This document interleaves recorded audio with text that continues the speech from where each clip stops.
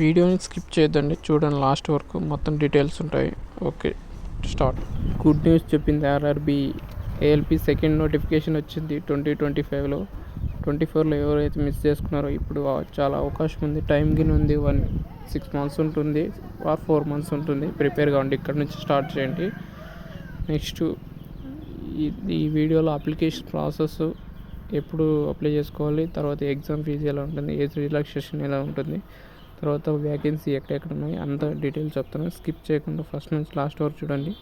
మన channel first time వచ్చింటే like చేసి సబ్స్క్రైబ్ చేసుకోండి. ఇలాంటి ఇన్ఫర్మేషన్, అంటే ఏదైనా ఇంపార్టెంట్ ఇన్ఫర్మేషన్ కావాలంటే మన ఛానల్ని సబ్స్క్రైబ్ చేసుకోండి. నెక్స్ట్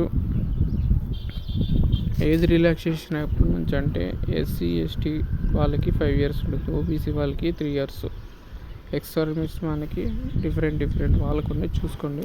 నెక్స్ట్ ఫీజు అనేది అందరికీ 500.